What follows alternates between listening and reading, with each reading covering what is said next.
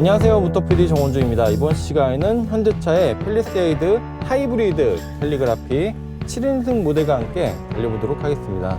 자, 참고로 시승차는 외관은 캐스트 아이언 브라운 펄, 그리고 실내는 브라운 원톤 컬러고요. 로버스트 에메랄드 펄도 마음에 들지만 이 컬러도 실제 보기에 상당히 괜찮습니다.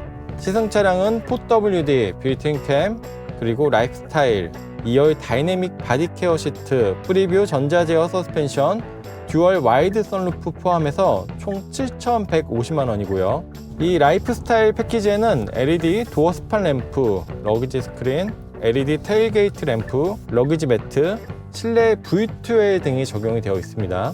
연이어 지속되는 하이브리드 인기에 드디어 팰리세이드도 신형 모델이 나오면서 하이브리드가 추가가 되었는데요. 특히 이 팰리세이드는 현대차 그룹의 차세대 하이브리드 시스템이 최초로 적용된 모델입니다. 신규 하이브리드 시스템에서는 엔진 시동을 거는 P1 전기 모터를 엔진과 직접 체결해서 효율을 높이고 구동에서도 보조적인 역할을 담당하고요. 그리고 구동과 회생제동을 담당하는 P2 전기 모터는 기존 산타페 하이브리드 등에 적용된 전기 모터 대비 출력을 47.7kW에서 54kW로 높여 동력 성능을 개선하고 회생제동량도 늘렸다고 합니다. 그리고 고전압 배터리는 1.65kWh 300V급이 사용이 되어졌고요. 가솔린 모델과 동일한 가솔린 2.5 터보 엔진을 기반으로 하고 있는데요. 하지만 엔진은 고효율 사이클을 적용하는 등 하이브리드 차량의 콘셉트에 맞게 최적화가 되었습니다. 그리고 변속은 8단이 아닌 6단 자동 변속기고요. 시스템 총 출력은 334마력입니다.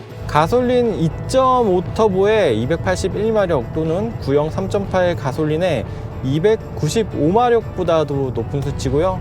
산타페 하이브리드의 1.6 터보 하이브리드 시스템 출력 235마력과 비교해도 42%나 높은 수치입니다.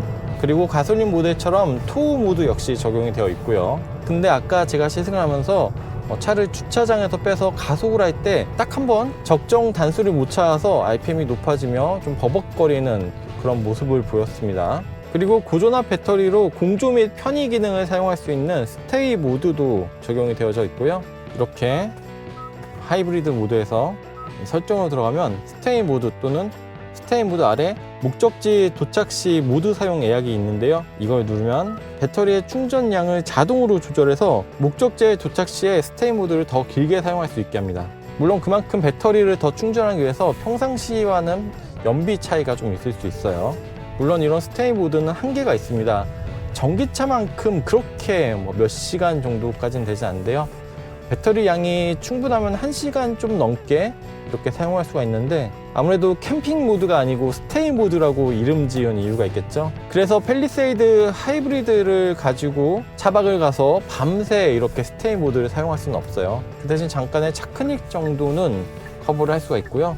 또한 실내 V2에도 트렁크 좌측편에 있는 콘센트를 통해서 사용할 수가 있는데요. 이것도 마찬가지로 배터리 양에 따른 제한이 있겠죠. 하지만 그 대신 팰리세이드에는 100W 이 C타입 단자가 여기저기 분포가 되어 있어서 저 같은 경우에는 전기차를 운영하면서 이 실내 V2L을 가지고 노트북 충전에 가장 많이 사용하는데요. 이 100W 단자로 노트북도 충전할 수 있으니까 이런 점은 활용성이 높죠. 그리고 지금 타고 있는 하이브리드 21인치 AWD 복합 연비는 11.4km/L인데요. 제가 예전에 아반떼 하이브리드를 탔을 때 그때는 연비가 공인이 20이고 실제 누적 연비는 23, 24 이렇게 나왔으니까 이 11.4라는 연비가 처음에는 너무 적게 느껴졌어요. 하지만 또 가솔린 모델과 비교해 보니까 동일한 가솔린 21인치 AWD는 복합 연비가 8.2km 밖에 안 돼요. 그러니까 이 하이브리드는 약 39% 연료 효율이 더 높은 셈이죠. 자, 그리고 가솔린은 도심 7.2, 고속 9.8km/L인데요. 하이브리드는 도심도 11.4, 그리고 고속도 거의 같은 11.3km/L입니다. 공차 중량은 가솔린이 2140kg, 그리고 하이브리드는 2235kg인데요. 공차 중량은 하이브리드가 약 4.4% 정도 더 무겁습니다. 또한 팰리세이드 하이브리드는 이모션 드라이브 기능도 적용이 되어 있습니다. 예를 들어 차가 돌아나갈 때 구동 모터의 제어로 무게의 중심을 옮겨서 차량의 조향 응답성 그리고 안정성을 높이는 이 핸들링 등의 기능이 적용이 되어 있는데요. 확실히 이렇게 커다란 차체임에도 이런 코너를 돌아나가는 움직임이 그다지 둔하지 않고 생각보다 기민하고 매끄럽게 돌아나가는 모습을 확인할 수가 있습니다. 또한 큰 요철 등을 넘을 때는 프리뷰 전자 제어 서스펜션과 함께 구동 모터의 토크를 제어하는 이 라이드 기능도 함께 작동이 되어지고요. 주행 모드는 에코가 기본이고요. 스포츠, 마이드라이브 모드 이렇게 있고요. 브레이크 모드도 노멀, 스포츠 두 개가 있는데 이거는 주행 중에는 바꿀 수가 없고요. 그리고 마이드라이브 모드에서는 파워트레인, 스티어링, 서스펜션 등을 각각 설정할 수가 있습니다. 그리고 아래는 토우 모드가 적은 중량, 중간, 최대 중량 이렇게 선택을 할 수가 있고요. 팰리세이드 하이브리드는 전체 길이 5060mm 그리고 전폭은 1980, 전고는 1805mm, 그리고 휠베이스는 2970mm인데요. 차체가 크지만 시야는 좋은 편입니다. 그리고 보닛의 양 끝단이 솟아있어 거리 파악에도 유리하고요. 그리고 A필러 아래쪽에 이런 쪽창을 둬서 추가적인 시야를 확보했고요. 사이드 미러 크기도 상당히 큼지막하고 또한 룸미러를 통한 후방 시야 확인도 용이합니다. 그리고 이렇게 디지털 센터 미러 기능을 사용할 수도 있고요. 또한 4륜구동 같은 경우에는 터레인 모드가 있죠. 터레인 모드는 드라이브 모드 버튼을 눌러서 터레인으로 바꾸고 오토, 스노우, 머드, 샌드 이렇게 선택할 수가 있습니다. 에코 모드에서는 확실히 이런 페달 담력에 따른 가능성이 살짝은 느긋한 느낌이 있는데요. 그래도 답답할 정도는 아니고요. 오히려 이렇게 마진이 많은 상태가 도심 주행할 때는 조금 더 여유가 있습니다.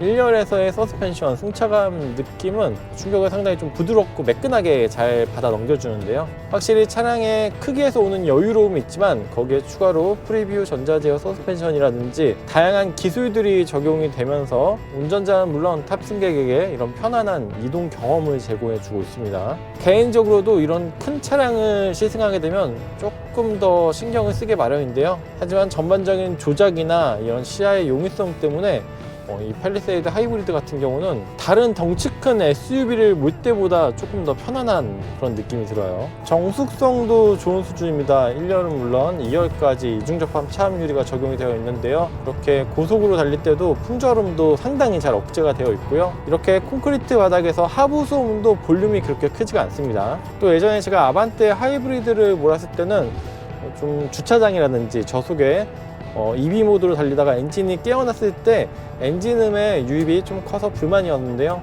확실히 현대차의 기암급 SUV답게 이런 흡차 문제라든지 방음 수준이 높아지기 때문에 엔진음 유입도 상대적으로 적은 편이고요. 그리고 이렇게 하이브리드 페이지를 보면 지금 에너지 플로우를 확인할 수가 있는데요. 예전에는 엔진과 모터에서 출력이 나오고 배터리로 충전이 되는 게 컬러로만 표시가 되는데 이 팰리세이드 하이브리드 같은 경우에는 조금 더 명확하게 하이브리드 주행, 충전 중, 전기 모터 주행 이렇게 글자로 표시가 돼서 더 이 차량이 지금 어떤 상태인지를 직관적으로 확인할 수가 있습니다. 자, 보면은 부지런히 충전, 하이브리드 주행, 엔진 주행이 이렇게 번갈아서 계속되는데 각 상태에 따른 이질감은 상당히 적습니다. 거의 알아채기 힘들 정도예요.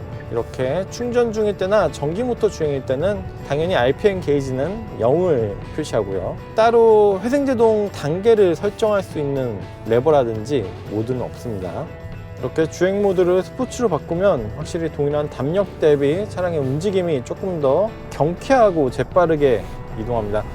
이런 주행 모드 간의 차이가 조금은 있는 편이고요. 퍼포먼스 SUV까지는 아니지만 이 커다랗고 육중한 차체를 상당히 경쾌하게 움직여줍니다. 물론 스포츠 모드로 조금 밟으니까 금세 연비가 떨어지긴 하네요.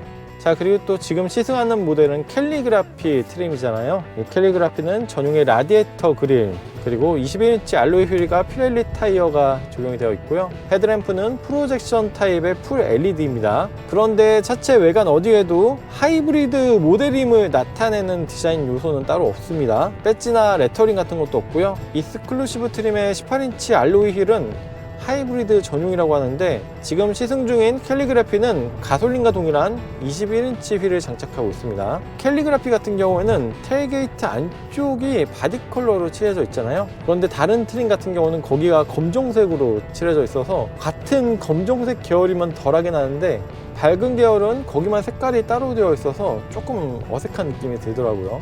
그리고 실내로 들어오면 나파 가죽 시트, 또 스웨이드 헤드라이닝 이 적용이 되어져 있고요. 실내에도 고전화 배터리 쿨링 덕트, 또 트렁크 바닥 아래쪽 구성이 다른 점 정도만 확인할 수가 있습니다. 그래도 이 계기판, 또 인포테인먼트 스크린에서 하이브리드 전용 메뉴들을 확인할 수가 있고요. 시동과 변속은 전자식 변속 컬럼을 통해서 다 할 수가 있습니다.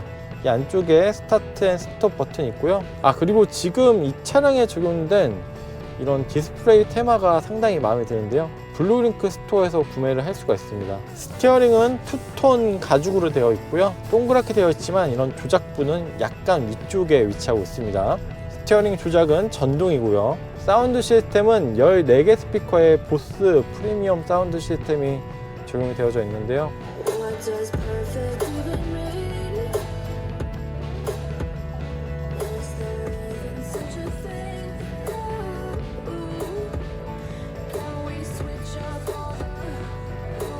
사실 보스가 그렇게 좀 하이엔드 느낌은 아니긴 한데, 팰리세이드에 적용된 보스 사운드 시스템은 기대보다 좋은 음향 경험을 제공해 줍니다.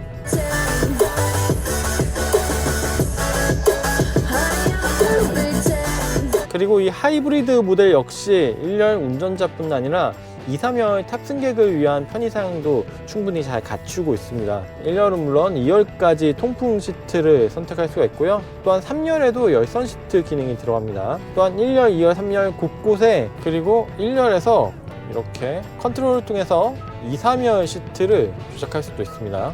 주행 중에는 안 되고요. 정지 상태에서 작동할 수가 있고요. 또한 2열 다이내믹 바디케어 시트는 마사지 기능도 갖추고 있는데요. 거의 프리미엄급에 준하는 사양이 아닌가 생각이 듭니다. 마지막으로 판매 가격은 7인승 캘리그라피가 5,706만 원인데요. 가솔린 7인승 캘리그라피가 개소세 3.5% 적용 시 5,706만 원부터 시작이 되는데요. 하이브리드 7인승 캘리그라피가 6,326만 원으로 620만 원 차이가 나고요. 또한 9인승은 6명 이상 탑승 시에는 고속도로 버스 전용차로 이용이 가능하다는 큰 장점이 있죠. 참고로 하이브리드 7인승에서 엔트리 트림인 익스클루시브는 4,447만 원부터 시작이 되어집니다. 네, 이번 시간에는 현대자동차의 팰리세이드 하이브리드 캘리그라피 7인승 모델과 함께 달려봤습니다. 이제 전동화 모델 쪽에서는 아이오닉 9, 그리고 내연기관에서는 이 팰리세이드가 각각 SUV의 기함 자리를 차지하고 있는데요. 단순히 연비뿐 아니라 실제 작동성이라든지 이런 주행 질감 차이가 확실히 가솔린 모델보다 좋은 편이라 이러한 가격 차이는 어느 정도 수긍이 되는데요. 이 팰리세이드 모델 안에서 하이브리드까지 선택지를 좀 더 넓혔다고 보면 좋을 것 같습니다. 지금까지 모터PD 정원준이었습니다. 감사합니다. 참고로 33km를 다양한 구간에서 달린 결과 연비는 12.5km/L를 기록했습니다.